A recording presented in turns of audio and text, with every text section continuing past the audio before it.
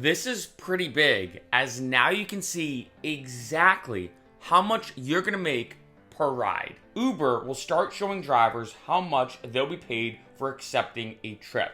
What's interesting about this is back in the day, we were completely in the dark. I remember you could drive to pick somebody up, they could be going 5 minutes down the road or 50 minutes down the road, you had no idea. Then Uber moved to this new style of giving you kind of like a range, so to speak, of how much you might be being paid per trip.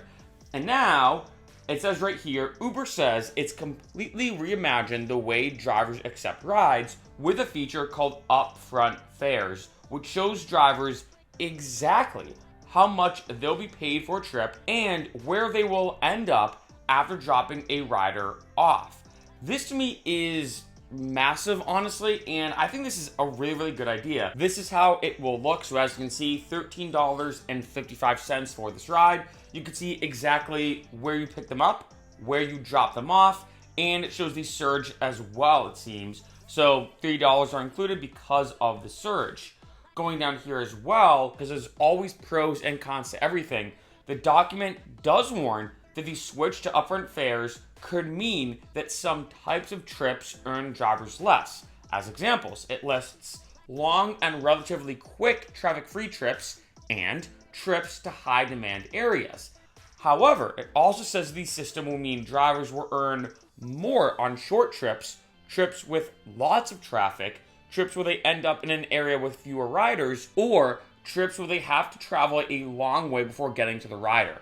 This is big. I'll talk about that a bit later in this video, but I remember there were so many times going to pick somebody up, going to drop them off, where just giving the logistics, it just was not worth it, and I was not being compensated enough for my time. Another unique thing they're going to do is called the Trip Radar. So you can see this, $5.12. You can see the exact pickup spot and the drop-off spot.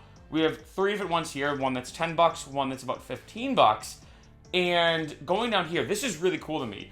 Along upfront fares, Uber says it will be more widely rolling out a feature called Trip Radar, which gives drivers a list of nearby ride requests.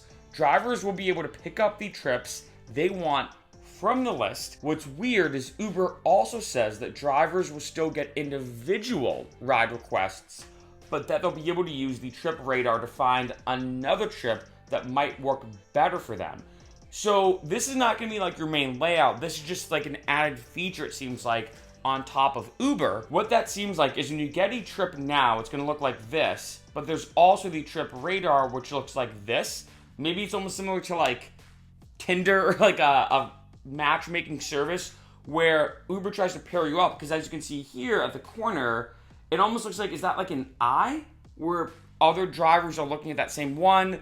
Or maybe what it tries to do is similar to like Tinder or any other dating app, that you select the one that you like. If Uber thinks you're a good match, they pair you together, and then you can do that ride instead of the rides Uber is giving you. I'm not gonna lie, I love this idea. I think this solves a lot of issues with Uber and Lyft. I mean, in this specific case, we're talking just about Uber, but there's a few different things that I really like about this. One, of course, the upfront fare. That's huge. I mean, they do have the range now, but I think being just more specific is something that was almost kind of inevitable, right? Like as a rider, if I take an Uber, I know exactly how much I'm paying. Of course, I know exactly where I'm getting picked up, and I know exactly where I'm getting dropped off, of course.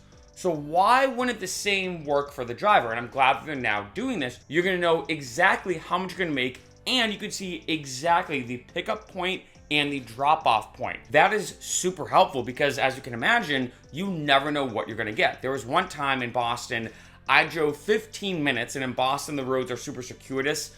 So even though it seems like you're close to somebody, you can still have to do this whole random route. I drove 15 minutes to pick somebody up, and they went, I think it was like 4 or 5 minutes down the road. Complete waste of time. There was another time though, I drove 5 minutes to pick somebody up, and they went an hour plus halfway across the state. I did not expect that. As you can imagine, I just think it's super helpful to know exactly where you're picking them up, of course, but especially where you're gonna be dropping them off.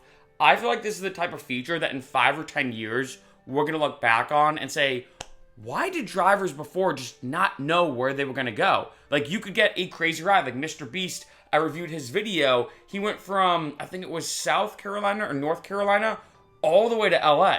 Imagine being a driver. You're just driving normally. You go to pick some, random person up, and they're like, hey, so we're actually going across the country. That is theoretically possible with Uber and Lyft, and I'm glad that they're rolling out this feature. I also really like the trip radar that, let's say if you're getting requests as you do normally, you could see these other requests and be like, hey, you know what?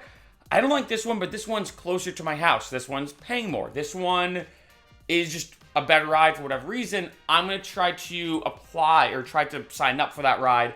However, they're going to do that matchmaking style service. Like I said, maybe it will be similar to Tinder, where you actually swipe right on a ride among all these lists of the rides on Trip Radar and swipe left on the ones you don't like. Very interesting to see how they're going to do that, but that's a really cool feature as well. And lastly, and I think this is the big one that's super underrated on this article, that's very overlooked with all these features, is, as they mentioned, especially in the article, you are going to be getting paid more for, let's be honest, the BS rides. Take that example, like I said, back in Boston. If I drove 15 minutes to pick somebody up, I drove them 4 or 5 minutes down the road. I think I made on that ride maybe $4 or $5, maybe. So definitely was not worth it, right? That ride in total was about 20 minutes. 15 to pick that person up, 5 minutes in terms of actual driving. Let's round it to 20. Well, $4 or $5 for 20 minutes, pretty bad, right? Not the best at all, especially when you factor in just all the time I'm spending. In this case, I'm going to be compensated more for that ride because Uber's saying, hey, you know what? You are driving a pretty far distance to pick that person up. We're going to compensate you more. They also mentioned how if you're going to be stuck in traffic, you're going to make more as well. I remember there's another time I was driving and I was stuck in a lot of construction. It was, I think, an hour and a half trip. I'm not exaggerating. An hour and a half trip, and the trip in total was maybe 3 or 4 miles. It was that bad. And I remember thinking wow, this is an hour and a half long, and 95% of it is just stuck in traffic because the construction was that severe. I'm not exaggerating. I made around, I think it was about $30, maybe even a little bit less than that. And I remember thinking wait, I was driving, put that in quotation marks, for an hour and a half, basically just stuck in traffic, and I only made $30. Absolutely not worth it whatsoever. And in this case, it seems like Uber's going to compensate you for that. Another example, like they said, is if you end up in, say, a very remote part or an area with fewer riders in terms of being able to pick another person up, they're going to compensate you more for that as well. I think this is huge because what it's showing is the overall logistics of Uber have been heavily overlooked for years, and Lyft too, right? This includes both of them in the sense that for years, you could drive a super far distance sometimes to pick somebody up, and they could be going a mile down the road. You could drop somebody off in some super remote location, have to drive all the way back, and now you're great, maybe I made a good amount of money on that first ride, but now I have to go all the way back out. All these logistics that are just part of being a rideshare driver, it seems like Uber's saying, look, we're going to try to overcome this by now compensating you a lot more, showing you exactly how much you're going to make, showing you all these potential rides in your area, but I think more importantly, trying to compensate you for all the things outside of just the ride itself. Where you end up, how you get there are super important, and Uber seems to be compensating you for those elements.